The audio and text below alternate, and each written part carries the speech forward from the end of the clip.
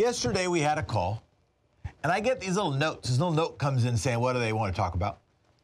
And a note said, Democrats can walk and chew gum at the same time. Now, that person never had a chance to make their point, but I want to steal it nonetheless. And I think I know what they were going to say, but even if I missed my guess, I'm going to steal the line. Today is walk and chew gum at the same time day. See, there's a big story.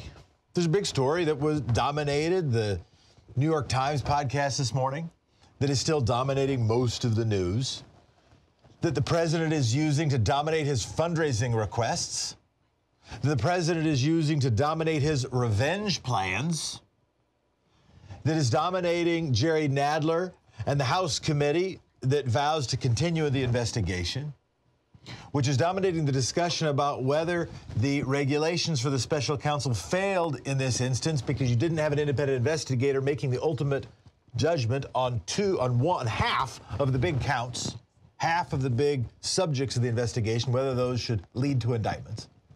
Those are big discussions. And those discussions need to have space. And we need to give a chance to our listeners to process that stuff, to understand the news about that stuff, to share their views, to ask questions. When they call 202-808-9925 so that there is a chance to have that discussion, we need to be able to do that. But see, I also think that there is an additional piece or a piece of good news, of odd good news. I didn't call it the silver lining, I called it the steel lining, because we have to steel ourselves. I don't mean Christopher Steele. But the steel lining in the Bill Barr letter, if you're following Marcy Wheeler, she calls it the Bill Barr cover-up. But that is ultimately, it is not a democracy's objective to win based on prosecution or to pursue prosecution for political advantage.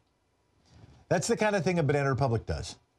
That's the kind of thing that happens when the people can't win the argument, when they can't trust the overall small d democratic institutions of the nation, or where the system of power is trying to win by not just going through the path of democracy, but by the path of prosecution. See, ultimately, we have to win the argument. The elder Bush beat Dukakis despite the cloud from Iraq-Gate and Iran-Contra. George W. Bush won re-election despite lies about yellow cake uranium and the invasion of Iraq. Nixon won re-election 6 weeks after the Watergate burglars were indicted, and he beat McGovern in a historic landslide.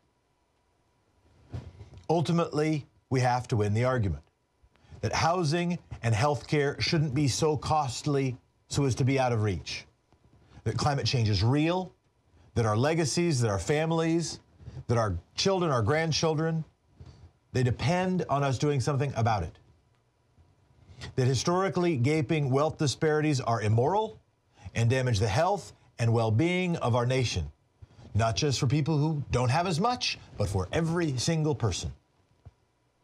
That democracy is better than oligarchy, that we are smarter together than we are separately, that the country is in a better moral and practical position if we engage the people in decision-making, and if the people is where the ultimate power resides.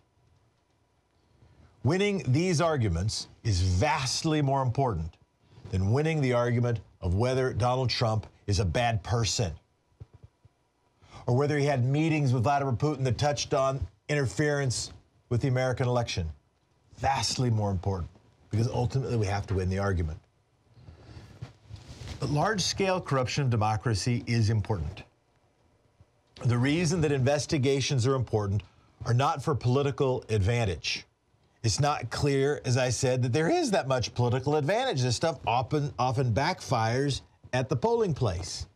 Look at the examples of Bush and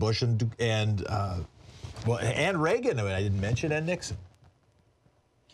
We do them because we need to police our democracy, to make sure that choices are being made at the highest level of government for the benefit of the people, not using the people as a piggy bank for one's own power building or one's own wealth building, or the power building or wealth building of someone's contributors or power brokers.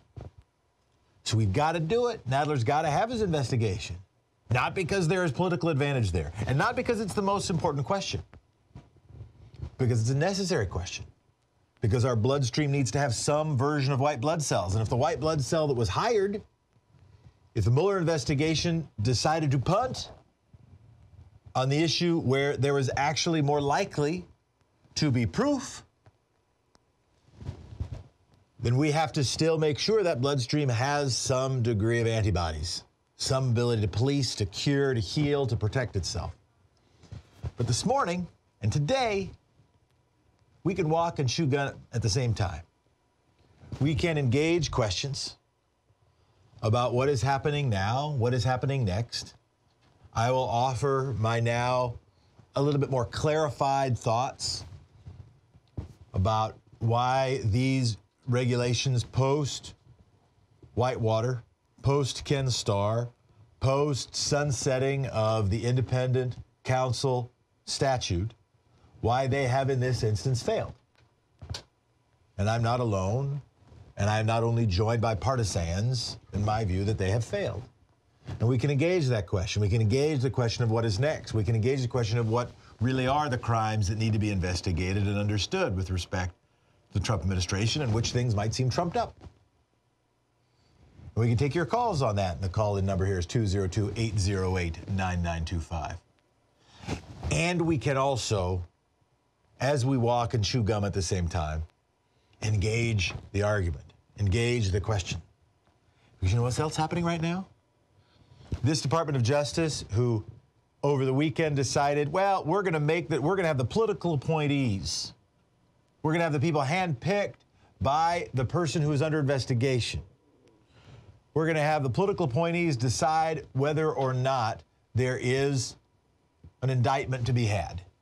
Right after that, they have now decided that you shouldn't have health care. They have now decided that the entirety of the Affordable Care Act should be thrown out, and they want to pursue it in court. And so on Walk and Chew Gum at the Same Time Day, yeah, we'll talk about some other stuff. We'll talk about some Bill Barr stuff. We'll talk about some Trump corruption stuff. We'll also talk about you. We'll also talk about what's happening in the lives of Americans and how that is linked to national policy making and what is happening right now